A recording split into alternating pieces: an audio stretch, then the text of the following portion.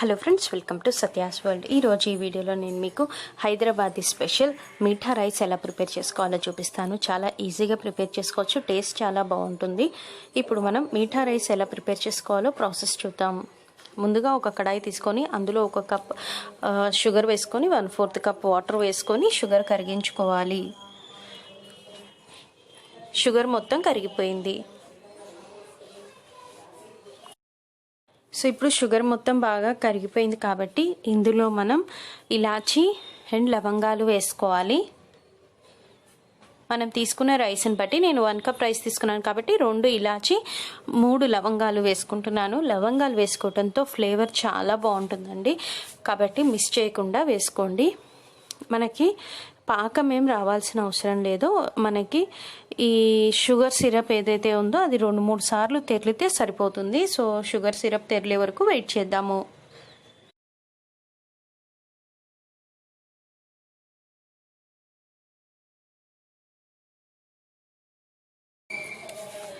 So sugar syrup తెరలటం start అయింది కదా.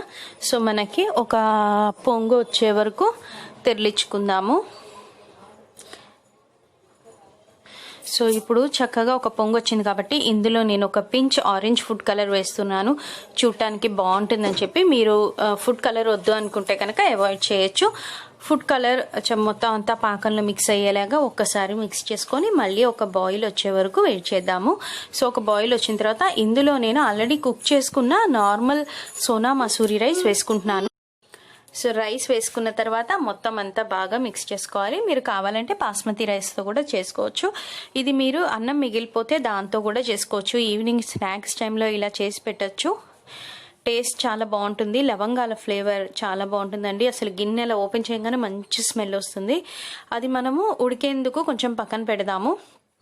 తర్వాత వేరే తడ్కా ప్యాన్ తీసుకొని అందులో ఒక 2 to 3 స్పూన్స్ నెయ్యి వేసుకొని మీ దగ్గర ఏ నట్స్ ఉంటే వేసుకోవచ్చు. నేనైతే ఇక్కడ జీడిపప్పు, బాదం పప్పు, కిస్మిస్ అండ్ అలాగే కొన్ని పల్లీలు వేసుకున్నాను. పల్లీలు కూడా టేస్ట్ బాగుంటాయండి, వద్దనుకున్న వాళ్ళు అవాయిడ్ చేయొచ్చు. సో మనం చక్కగా అన్నీ ఫ్రై అయ్యే వరకు నేతిలో ఫ్రై చేసుకోవాలి.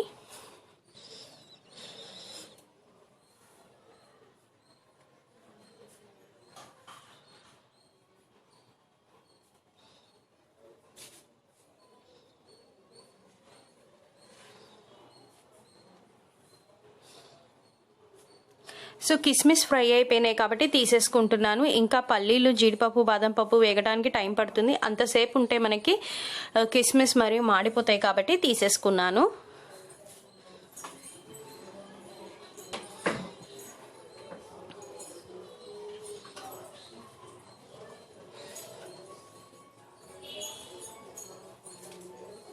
సో జీడిపప్పు, పల్లీలు కూడా వేగిన తర్వాత ప్లేట్లోకి తీసుకొని పెట్టుకోవాలి.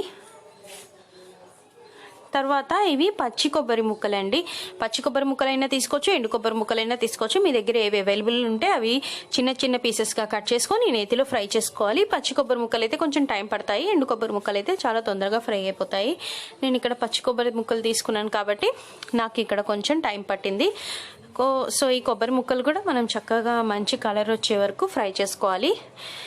మీఠా రైస్లో కొబ్బరి ముక్కల టేస్ట్ చాలా బాగుంటుందండి, కాబట్టి స్కిప్ చేయకుండా వేసుకోండి.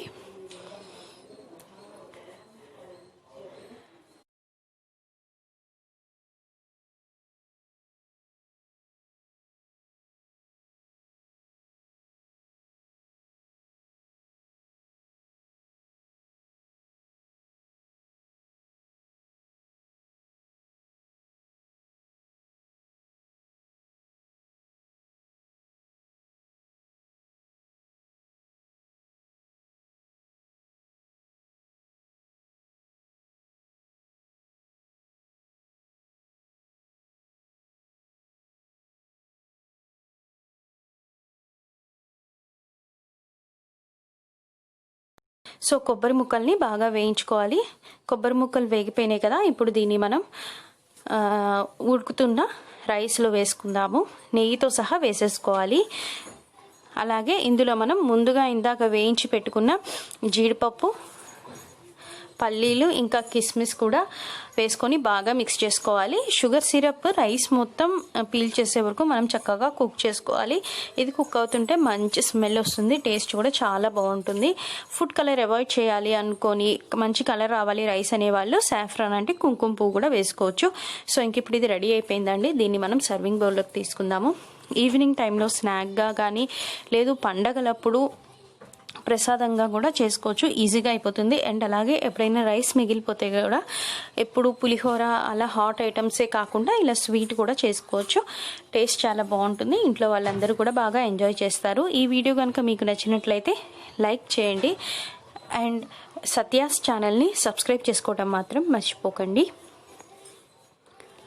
Thank you for watching.